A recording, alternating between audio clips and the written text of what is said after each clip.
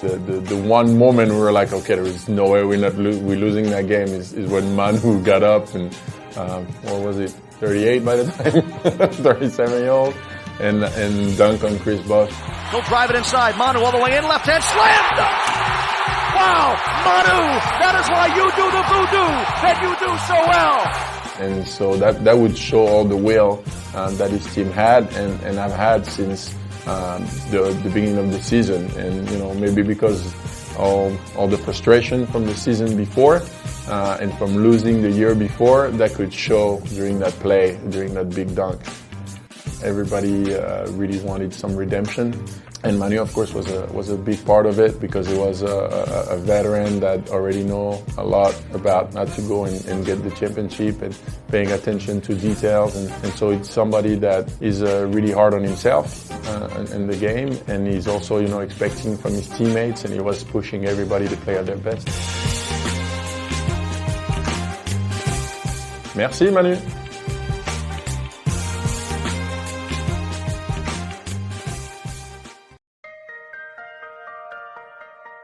Being on the team in 2012 when we made it to the playoffs in the first round against the Utah Jazz.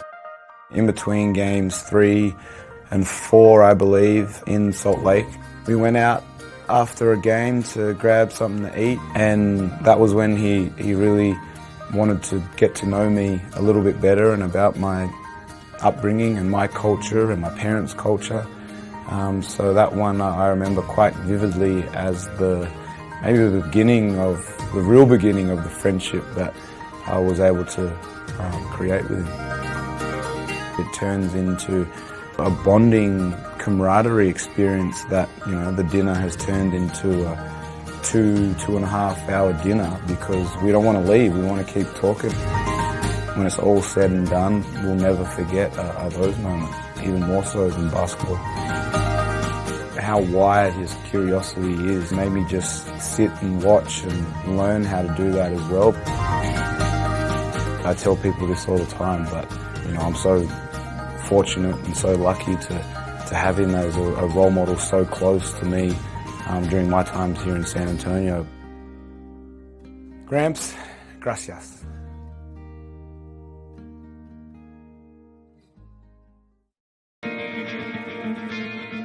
Me and Manu, when I got there in San Antonio, we started going to dinner together, and then we invite Patty Mills, we invite Boris Diaw, and that group just, we have our guests once in a while, and it became something that we do every road trip, every game away. We're gonna go somewhere, we're gonna have dinner, or before the game, the lunch before the game. So it was something that we enjoy. We even made a photo book with all those dinners and lunch. And Manu did a special thing, that is, he wrote down in every dinner what was the subject that we talked about that night. We had those dinners for like 4 or 5 years, and go back and see all those pictures with the subjects, what we talk about those nights. So fun stuff that we always gonna take with us. Gracias, Manu.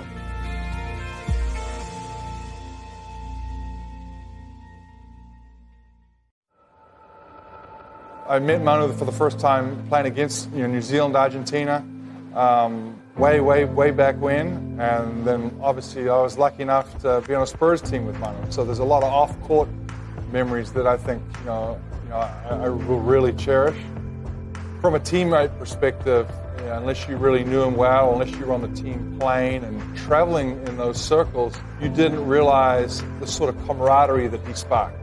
He was a catalyst for the team dinners and the coffee breaks and a lot of the practical jokes that were played. I think there's a lot of funny moments there, whether he was the butt of the joke or whether he was the instigator, and it worked both ways. And he loved it. He loved the banter and the camaraderie back and forth with his teammates and with his coaching staff. I mean, there was never a dull moment with Manu around. He kept us all on our toes, and I think those are the memories that were pretty special.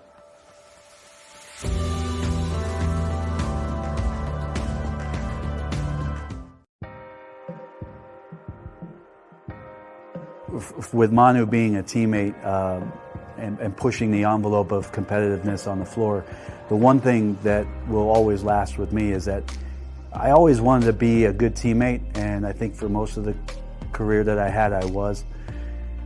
Manu wanted to make me a better person, and I think if players really reflect on their time with Manu or their time in any locker room, to say that about a teammate during your time in professional sports is an incredibly rare thing.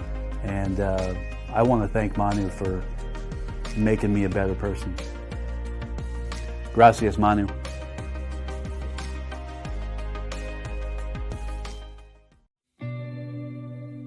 You know, one thing I always look back on is that first year, his rookie year, 2003, when we won the championship.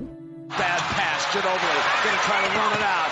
Keeps coming, layups, good for Ginobili on the steal.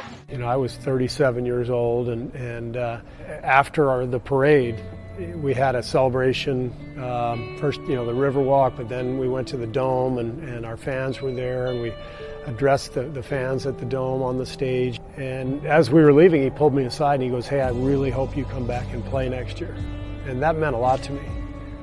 Here's this guy who's a emerging star, and I'm I'm an old man. I'm like, I've had enough, right? I can barely move anymore. And he comes and he puts his arm around me. He goes, hey, I loved having you as a teammate. I really want you to come back and play. That still makes me feel good. So he knew what to say. So the last game of Manu's career was at Oracle, Game 5 of our series, and I grabbed Manu on his way off the floor. Maybe subconsciously I was telling him the same thing he was telling me, 16 years ago, whatever it was. Like, hey, I hope you keep playing, just because, I like seeing you out there.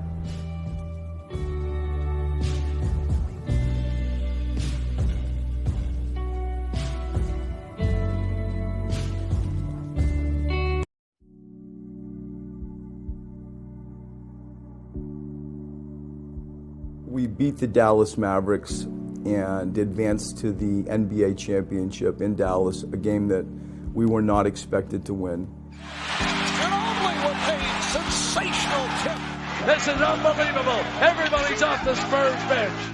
And we won that game, and we came back. We get out of the plane, and it's midnight, and there was a sea of people, 5,000, 6,000, 7,000, pick a number, waiting for the plane to land. And you look across and you see Manu addressing the fans of San Antonio, and the first few sentences, paragraphs that come out of his mouth are all in Spanish. And the reaction was, I get goosebumps telling the story, was just overwhelming. And you could see for me the first time in real terms the connection to this city because of the things that we've spoken about, his talents, his personality, his courage. And then he was one of theirs, everybody could relate. Just emotional, overwhelming response to, being around him, to seeing him put his sort of light for me in a different perspective, and it was an incredible experience. Gracias, Manu, my friend.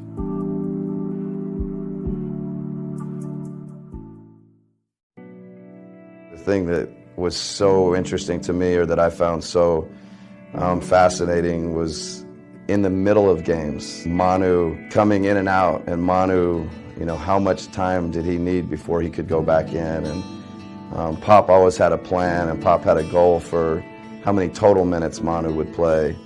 But sometimes in fourth quarters, he would come out for his rest, and we would all get a little anxious and want Manu to go back in. And I had the either good fortune or misfortune of being the guy that would go down to the bench and say, "Manu, are you ready?" And I've never seen a player say, "No, I need one more minute." Manu does! To be that competitive and to be that passionate, but to be that focused and understanding his body and what he needed. And it was just like this fury of play and activity. And then when he came to the bench, he kind of became very still and very calm and kind of catched his breath. and then he'd go back in, and it would be this flurry of amazing basketball. But for me personally, to see that, like, and have that interaction with him, and for him to say, I need one more minute, it was, like, for me, pretty cool. Gracias, Manu.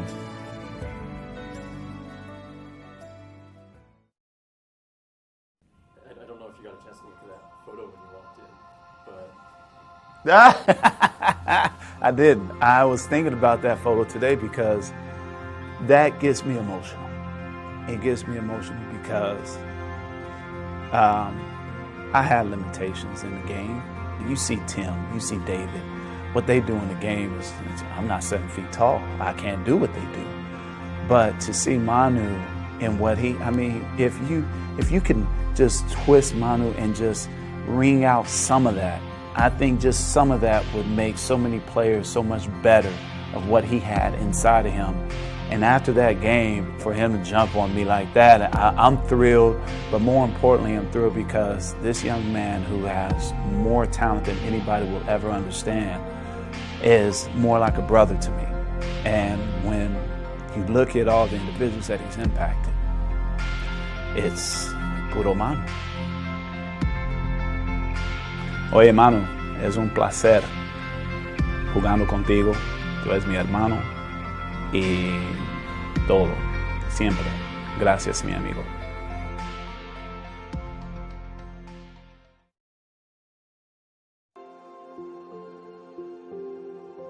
There was a time we were slowly learning that Manu was like special. You know, this guy can do anything he puts his mind to. I really do believe that. Like if he, even post basketball, he's retired now, I really do think this man can do anything he wants to.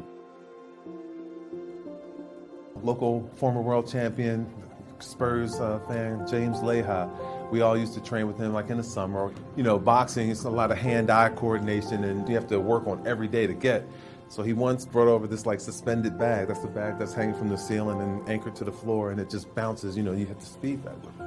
And we're all swinging, the bag is hitting us, and we're missing the bag. And I swear to you, within like 2 minutes, he was throwing like 4 or 5 punch combos, blew James Leha's mind, and like just further proved that this guy is just like a freak of nature. He can do whatever he wants. He learned like a hard boxing lesson in less than 2 minutes. I mean, he can kick a basketball 3/4 court into the basket.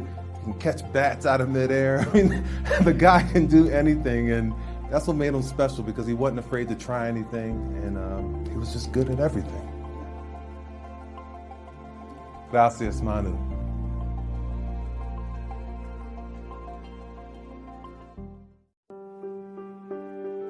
Energy, enthusiasm, bright eyes.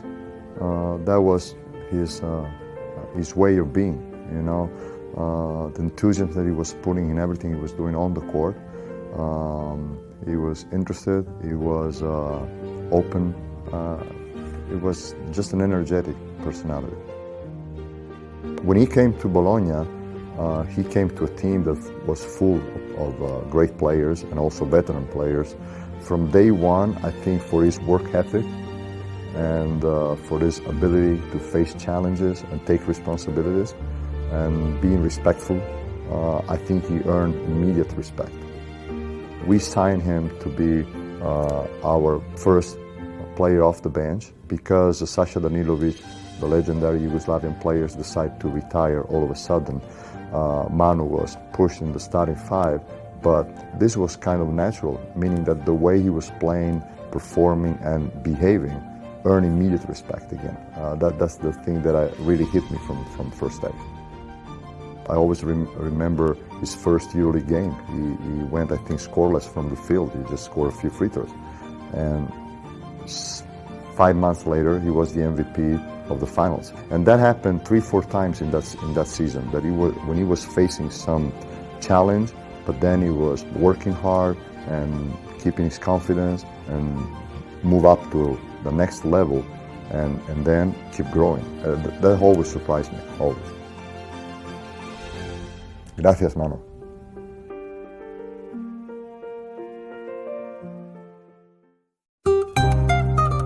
La primera impresión que me dio fue lo que le había visto jugar y lo que había jugado en contra de él fue un jugador diferente, un jugador distinto, un jugador con una capacidad atlética no habitual en Argentina, con una capacidad técnica pocas veces también vista y con una mentalidad, con un hambre y un deseo de competir difícil de encontrar también. Su juego era muy salvaje, por decirlo así, muy agresivo, penetrando, pero digo salvaje porque hacía cosas que no se veían mucho en el básquet argentino, luego en Italia, pero era un jugador muy elástico, ¿no? Era muy plástico, muy como si fuera de goma. Hacía cosas muy distintas y la verdad que bueno, luego potenció todo eso que fue mostrando, desarrollando una cabeza para jugar, una inteligencia para jugar y picardía. La verdad que se formó un cóctel interesante.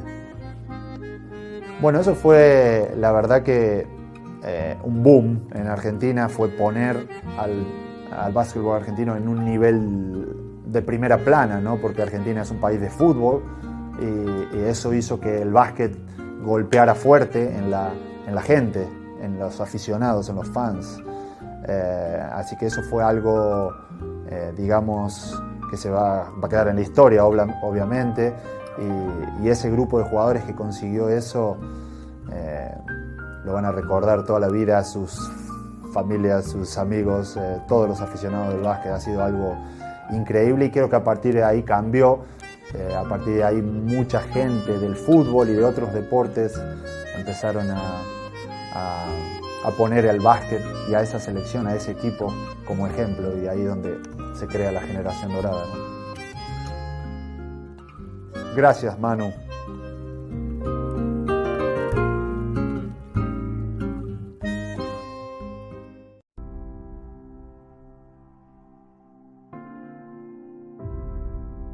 It was a blast. I mean, for me, unfortunately, I was kind of at the end of my career, and he was just getting started. So I would have loved to play more years with him. But getting to know him as a person and watching his style of play made me feel like this team is in really good hands. I mean, obviously, Tim Duncan was already a great foundation, but then you add a Tony Parker and a Manu Ginobili, and I could retire feeling like, okay, this is going to keep going for a while. I know as a dad, you're always looking for, you want your kids to emulate the good guys. I took that very seriously as a player and as a kind of a media personality. I tried to be, a good example. We've had guys on our team, I think, who have taken it very, very seriously. And Manu is one of those guys. Manu is a guy, worldwide. I mean, I don't care where you're from. He's a guy that you could look up to. He's a guy that could be an example for you as a guy that kind of made it from the outside coming in, a guy that's doing it right while he's there, a guy that's doing all the right things on and off the court. And I think worldwide, Manu just became a great, great role model. And to this day, they're my son's heroes. And my sons are grown men now, but that's what they've been fortunate enough to grow up around. And I think it has shaped who they've become. And as a father, I've benefited from having great quality and quality people on the Spurs and great success. Gracias, Manu.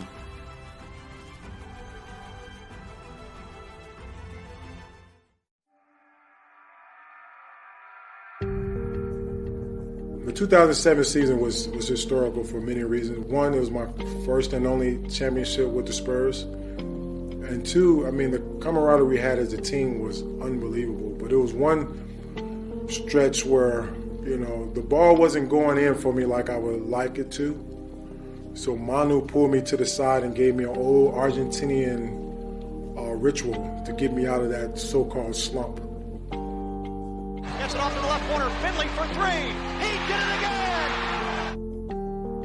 I did it and it worked. Back out. Finley puts up the three. It's good. Finley nails the three. If you want to know what the ritual is, pull Manu to the side and have him tell you. Gracias, Manu.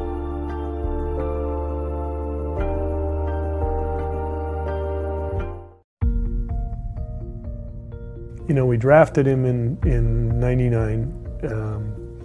I wish that we could say we were smart enough to know that we really knew what we had. But over the next couple of years, over watching him play for Etre, especially in Bologna, you realize this was an elite level competitor. This was an elite level player.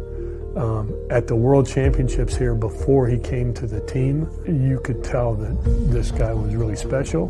But then what Manu had to do was he had to come in and earn the respect of a team that had won a championship, that had Tim Duncan and David Robinson. I don't know that those guys knew who they were, who was joining their team. Skeptical's the wrong word. It was early on in kind of the international invasion into America, but you didn't really know what all that Manu had accomplished would mean at the NBA level. It was really powerful to watch his impact on our team, his impact on our coach. You know, Pop was pretty rigid in the way he approached our team, and you know, eventually he just had to say, "Manu, you go." But he earned everybody's respect right away. What a move by Manu Ginobili. Gracias, Manu.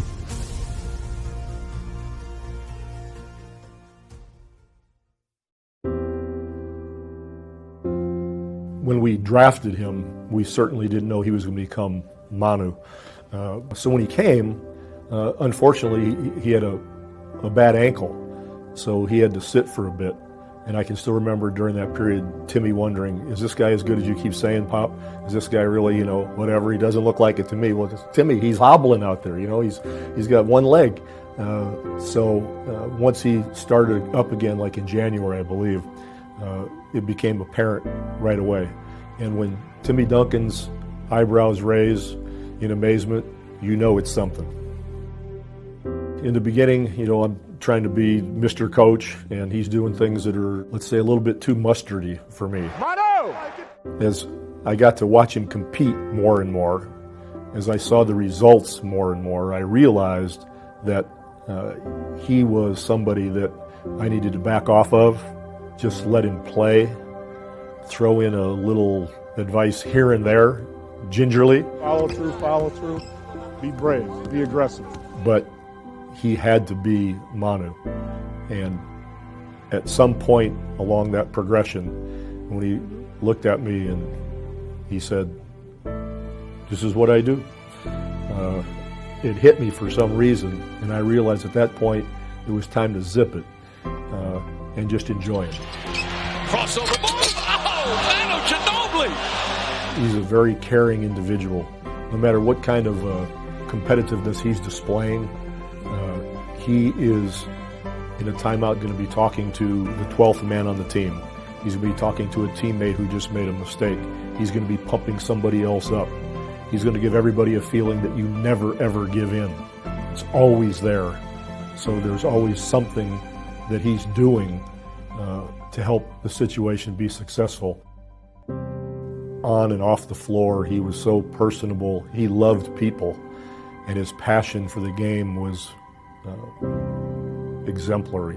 So the memories are wonderful, but will never be matched. Gracias, Manu, with all my heart.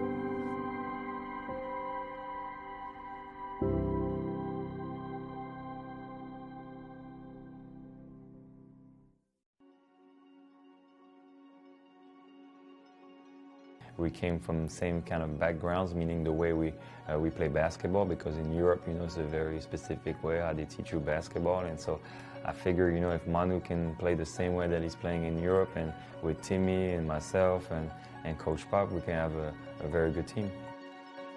We were very, very blessed, you know, and I appreciate even more when you think about it and you put it in perspective, everything that we accomplished. It was hard, you know, to imagine that, because I'm coming from France, he's coming from Argentina, Timmy from the Virgin Islands. It's almost like impossible to script that. It was just an unbelievable journey, and creates, you know, relationship that will last, you know, for life. You know, went through every day, the struggles, the up and downs, and to finally, win multiple championships was just unbelievable. I knew we had something special, but it just makes it even more obvious that, what we had with those particular teams, and what we had here is very rare. Merci, Manu.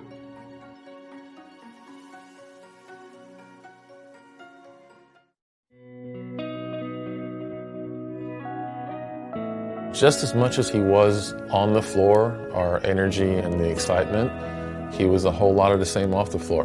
The little stupid games he brought back every summer from his Argentinian team that he made us all do, and he had that cup game on the bench where if he came back to the bench and he toned it down later on, but he used to actually put like a little bit of water in the cup, and he'd put it down, and he'd sit down, and obviously you have your shorts wet now. Another game where he'd walk up behind you and he'd put a fish hook in your mouth and he'd pull your hair. It's just there were all kinds of little things that he would do that would just it'd keep it light and fun, but you always knew around Manu you just had to kind of keep your head up and be aware. At some point he broke his knob, so he can't turn it down. There's no down. It's stuck on 10, not all the time. So he's like that with everything, and it's fun to be around, but it's exhausting. I think he exhausted Pop a lot, which honestly is probably some of my favorite moments. Seeing the opposite happen, instead of Pop changing people and breaking people of habits and kind of conforming them to what the Spurs did, Manu went the opposite direction. He kind of broke the system.